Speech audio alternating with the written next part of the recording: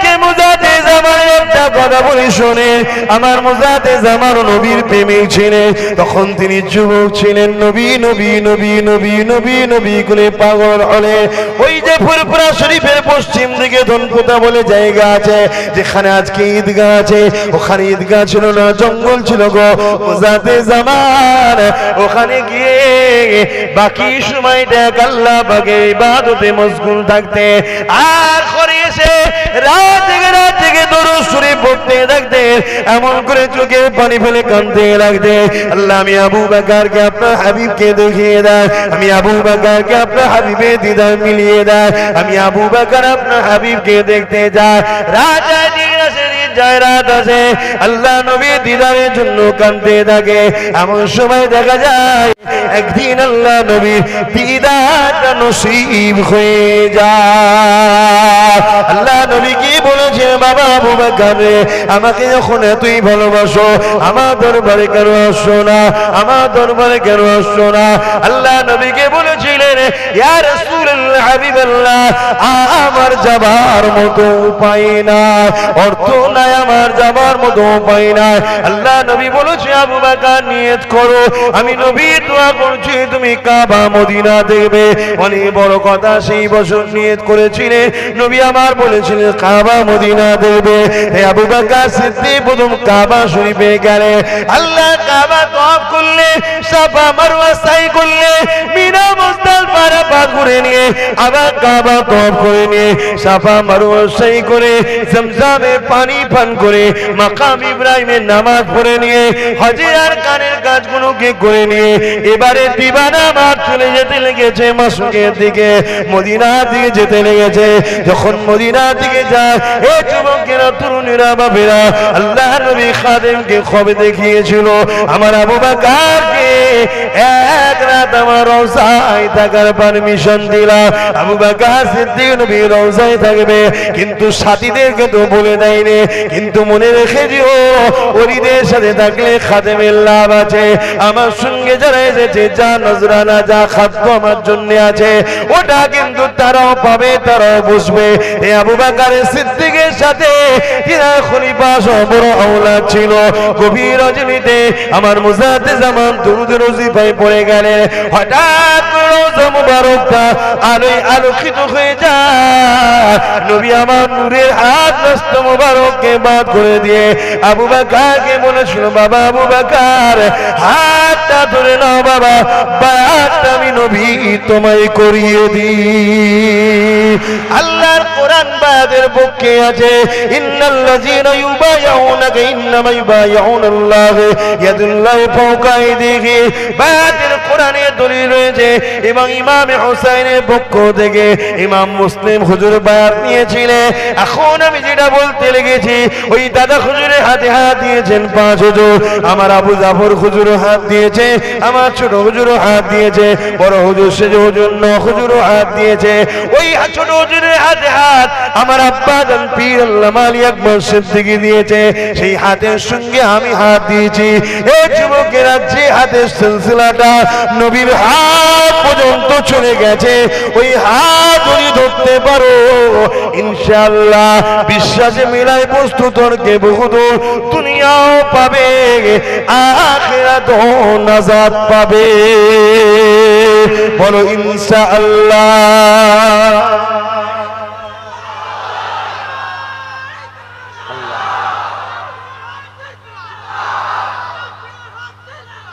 আমার ভাইয়েরা, হয়তো আল্লাহ কখনো কখনো আমাদেরকে একটু পরীক্ষা নেয়, কিন্তু অন্তরের দিক দিয়ে আমরা শান্তিতে আছি। আপনার বিবেককে প্রশ্ন করুন, দেখুন, অন্তরের শান্তিতে আমরা আছি। অন্তরের শান্তিটাই তো আসল শান্তি রে বাবা। হ্যাঁ, 2-10 হাজার কোটি টাকার মালিক 200-500 লোককে ছেলের বিয়েতে দাওয়াত করে খাওয়াচ্ছে, আর নিজে মুখে জালি দিয়ে ঘুরে বেড়াচ্ছে। কেন? ডাক্তার বলেছে একদম সাবু ছাড়ার কিছু খাবিনি যদি বাঁচতে চাস। এ আছে না খোদার মার দেখেছেন? খোদার মার কেমন? আল্লাহ সেই জায়গায় আমাদেরকে সুখে রেখেছে না রাখেনি? যতটুকু বান্দা তোদের দুনিয়ায় ততটুকু দেবো। কেন? তোরা মোমেন, তোরা মোমেনা। তোদের জন্য আমার কাছে স্পেশাল কোটা আছে, যেখানে কোনোদিন কষ্ট নাই, শান্তি আর শান্তি, যেটা হলো আমার দয়ার জান্নাত। জোরে বলুন সুবহানাল্লাহ। ওই জায়গাটা যখন তোদেরকে দিয়ে দেবো, ওরে বান্দা বান্দির ওটা এত সুন্দর জায়গা, ওই নিয়ামতটা পেয়ে তোরা দিবানা হয়ে যাবে। ওই সময় আমার আল্লাহ জিজ্ঞাসা করতে লাগবে, ওরে আমার বান্দা বান্দিরে, দুনিয়া জমিনে অনেকে গান শুনেছিল, তোরা শুনিস না কেন? শুনিস না? আল্লাহ তোমাকে খুশি করব বলে তুমি বলেছিলে জান্নাত দেবো, জান্নাতে নাকি হুরেরা আমাদেরকে শোনাবে। তাই দুনিয়ার ডুপ্লিকেট, এমন করে দুনিয়ার এই নকলদের গান আমরা শুনি না। ওই সময়তে তারা বলতে লাগবে, এ আমার বান্দা বান্দিরে, দুনিয়া জমিনে অনেক বসা জায়গা ছিল, গানের আড্ডা, যাত্রার আড্ডা, অনেক এমনও জায়গা ছিল যেখানে গেলে চোরদেরকে দেখা যায়, যেখানে গেলে দালাল দেখা যায়, যেখানে গেলে হারামখোর দেখা যায়, যেখানে গেলে এতিমদের রক্ত চুষাদেরকে দেখা যায়, যেখানে গেলে বিধবাদের হক মারা লোককে দেখা যায়। ওরে আমার বান্দা বান্দিরে, ওই সকল গাদ্দারদের কাছেও তোরা যাস না, কিন্তু তোরা দুনিয়া জমিনে আলেমদের কাছে গিয়েছিলি। কেন রে বান্দা গিয়েছিলিস? আল্লাহ আপনি বলেছেন, আপনার হাবিব জানিয়ে দিয়েছে, আলেমদের সোবতে বসা কোরআনের কথা রয়েছে, ইয়া আইয়ুহাল্লাযীনা আমানুত্তাকুল্লাহ, হে বিশ্বাসী ইমানদার আমাকে ভয় কর, ওয়াকুনু মাস সাদিকিন, এবং সত্যবাদীদের অনুসরণ কর। তাই সত্যবাদীদের অনুসরণ করি বলে সত্যবাদীদের দরবারে যায়। আপনার কোরআন জানিয়েছিল, সূরা কিতাব বলে একটা সূরা ছিল, 7 জন ওলিকে মহব্বত করার জন্য একটা কুকুর যদি জান্নাতি হয়ে যায়, আল্লাহ ওলি কারা? যারা তো তোমাকে ভালোবাসে, তোমার হাবিবের সুন্নাতে জীবন গড়ে, তারাই তো আলেমে হাক্কানি। তাই আমরা আলেমদের দরবারে যেতাম যাতে করে তুমি খুশি হয়ে যাও। কারণ নবী আমার জানিয়ে দিয়েছিলেন, আল মারউ মা মান হাব্বা, দুনিয়ায় যদি কেউ হারামখোরের সঙ্গে মেশে, কিয়ামতের দিন হারামখোরের সঙ্গে থাকবে। দুনিয়ায় যদি কেউ চোরের সঙ্গে মেশে, কিয়ামতের দিন চোরের সঙ্গে থাকবে। দুনিয়ায় যদি কেউ পরনারীর দেহ শোষণকারীর সঙ্গে মেশে, কিয়ামতের দিনে তার সঙ্গে থাকবে। দুনিয়ায় যদি কেউ ডাকাতের সঙ্গে মেশে, কিয়ামতের দিনে তার সঙ্গে ডাকবে। দুনিয়ায় যদি কেউ দিন দুপুরে ডাকাতি, ভিআইপি চোর যারা, এদের সঙ্গেও মেশে, কিয়ামতের দিন এদের সঙ্গেও থাকবে। আপনার নবী বলেছিল, দুনিয়ায় যে যার সঙ্গে মিশবে, আমরা আলেমদের সঙ্গে মিশেছিলাম।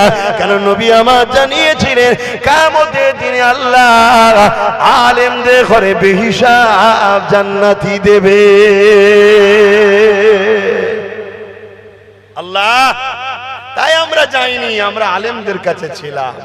হয়তো লস হয়েছিল খোদা, দুনিয়াবি নজরে লস, কিন্তু হাকিকাতে লাভ। ঠিক না বেটি? হাকিকাতে লাভ।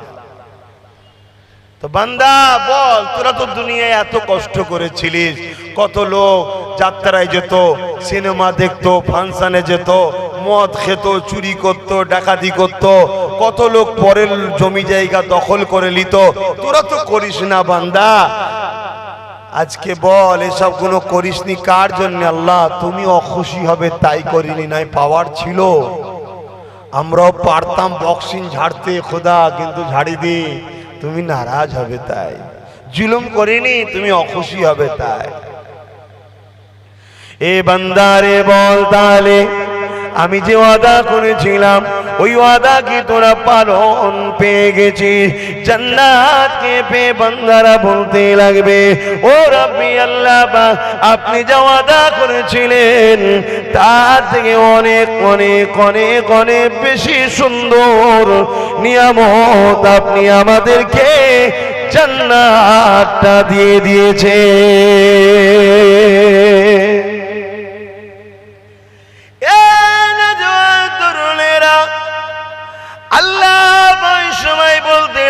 বান্দা বান্দি রেগে চিন্তা করে দেখ, আর কি কিছু আদা বাকি আছে?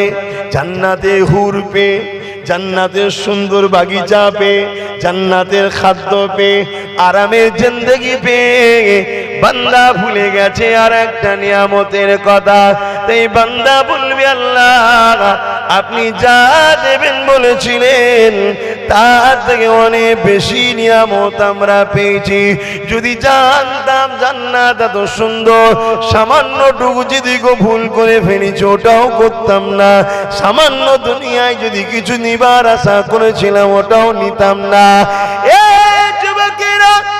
আল্লাহ ওই সময় বলতে লাগবে, ওরে আমার বান্দারে তোরা ভুলে গেছিস আমি আল্লাহ ওয়াদা করেছিলাম তোদেরকে যা তা দিয়েছি, তো আর একটা ওয়াদা বাকি আছে বান্দা শুনে রেখে দে। 70,000 পর্দাকে সরিয়ে দিয়ে এই চোখ যিনি বানিয়েছে, কান যিনি বানিয়েছে, জমিনে যিনি আমাদেরকে বাস করতে দিয়েছেন, আসমানকে যিনি বিনা খুঁটিতে রেখেছে, যিনি আমাদেরকে কত সুন্দর করে বানিয়েছে, সেই আল্লাহ আমাদেরকে দিদার দিয়ে দেবে। আরো জোরে বলুন সুবহান। আল্লাহ দেখতে গেলে বাপ কাতারটা ঠিক করতে হবে তো নাকি গো? হারাম করে সারা জীবন মুখ দেখবে, গরিব এতিমদের রক্ত চুষা পিপাসুদের মুখ দেখবে, আর তুমি বলবে আল্লাহ বা তোমায়ও দেখবো। এই হয় কখনো? আলেম দেখলে নাক সিটকায়, আলেম দেখলে নাক সিটকায়, আর শয়তান দেখলে স্যার আসেন না, স্যার স্যার আসেন না, স্যার এই করে না, করে না। তারা মনে হয় আল্লাহ দেখবে। এই যুবক, ভুল মানুষের হয়, শোনার পরে পরিবর্তন হয়ে যাওয়াটা হলো আসল জিন্দেগি। জোরে বলুন সুবহানাল্লাহ। এই পৃথিবীতে এমনও পাপ ছিল নিজের মেয়েকে জ্যান্ত পুঁতে দিয়েছে, তথাপিও মোহাম্মদ রসুলের কাছে এসে শোনার পরে তওবা করে যখন কেঁদেছে, আল্লাহ তাকে দুনিয়া থেকে জান্নাতের আবার সার্টিফিকেট হতে দিয়েছে। জোরে বলুন সুবহানাল্লাহ। পরিবর্তন হওয়া আমাদের জিন্দেগি, আমাদের জিন্দেগি পরিবর্তন হওয়া, কথা বুঝে আসছে? হ্যাঁ, কখনো যখনো যদি টাইম ফালতু থাকে দেখবো কোনি চিন্তা ভাবনা করে, দামি মূল্যবান টাইম দেওয়া যাবে না। এখন মূল্যবান টাইম তোমাদের চলছে, ঠিক না বেটি? কোটি টাকা ইনকামের থেকেও তোমাদের এই টাইমটা বর্তমান মূল্যবান। কেন? তোমরা এখন জান্নাতের খদ্দের। জোরে বলুন সুবহানাল্লাহ। কোটি টাকা থাকতে পারে, পৃথিবীর বুকে সব কিছু থাকতে পারে, জান্নাত পাওয়া যেতে পারে না বাপ। জান্নাত পেতে গেলে কোরআন ও সুন্নাহ অনুযায়ী এবং সেই মাহফিলে বসলে জান্নাতের বাগানে বসা হয়। জোরে বলুন সুবহানাল্লাহ। গল্প বলি না, আমার রসুলের কথা বলছি, আমার আল্লাহর কথা বলছি। কি গো, বলার অধিকার আছে তো নাকি? অনেকে বলে এটা ধর্ম নিরপেক্ষ দেশ, তো কেন বলতে পারবেন না? ধর্ম নিরপেক্ষ অবশ্যই আমিও মানি, কিন্তু বাস্তবে কি ধর্ম নিরপেক্ষ হচ্ছে? হ্যাঁ, সবাই মিলে একজনকে গুঁতো দিচ্ছে না, দেয় না? সবাই মিলে একজনকে শুধু গুঁতোচ্ছে, এটা ধর্ম নিরপেক্ষ হচ্ছে? ধর্ম নিরপেক্ষ কাকে বলা হয়? হ্যাঁ, আর কি চলছে এটা? শুধু টার্গেট করা হচ্ছে। কেন? কেন টার্গেট করা হবে? আমি আমার মতো করে আমার কোরআন পড়বো, আমি আমার মতো করে আমার হাদিস বলবো, আমি আমার মতো করে আমার কোরআন সুন্নাহ জীবন যাপন করব, এই করার স্বাধীনতা আমার আছে। আপনাদের আছে কি? দেশ অধিকার দিয়েছে, কিন্তু বাস্তবে হচ্ছে কি? হয়নি। মাথায় ঢোকা। আর কারা আমাদেরকে ধর্ম স্বাধীনতা কাটছে ওটাও একটু ভাবতে হবে, না ভাবলে শেষ হয়ে যাবে। বাবেরা নওজওয়ানেরা, এ নবী বাগে প্রেমিকেরা, জান্নাতীরা জান্নাতে চলে যাবে, জাহান্নামীরা জাহান্নামে চলে যাবে, কিন্তু আল্লাহ বাগে একদল বান্দারা আল্লাহ বাগের আরশে আজিমে নিজে দাঁড়িয়ে যাবে। শোনো ভাই আমার, যুবক শোনো, দাঁড়িয়েছো, গোনা করেছো, মাথায় টুপি নেই, সুন্নতি লিবাস নেই, জিন্দেগিতে অনেক ভুল করে ফেলেছো। কমসে কম জিন্দেগিটা এমন কিছু মানুষের সঙ্গে বন্ধুত্ব রাখো, কাজে লেগে যেতে পারে, বিশ্বাস রাখতে পারো, কেননা এইরকম হাদিস তো বুখারীতে রয়েছে। এ যুবকেরা, সবাই যে যার জায়গায় চলে গেছে, জান্নাতীরা জান্নাতে, জাহান্নামীরা জাহান্নামে। এমন সময় দেখা যায় একদল বান্দারা আল্লাহ পাকের আরশ আজিমের নিচে দাঁড়িয়ে রয়ে গেছে। আমার আল্লাহ বললেন, এ ফেরেশতাদের জিজ্ঞাসা কর কি হয়েছে। আল্লাহ তো সবই জানে, কিয়ামতের দিন জিজ্ঞাসা করবে, এটা ঘটেনে ঘটবে। আল্লাহ পাক তিনি ভবিষ্যতের খবর জানে না, জানে না। বলুন বলুন বলুন, ময়দানে মাশরে কি হবে জানে না, জানে না। কেন? তো তিনি সেখানে সবকিছুর মালিক, তাই তিনি জানিয়ে দিয়েছে হাবিব, ওই সময় ফেরেশতারা আগিয়ে যাবে, ওই বান্দাগুলোকে জিজ্ঞাসা করবে, ওগো আল্লাহ পাকের বান্দা, তোমাদের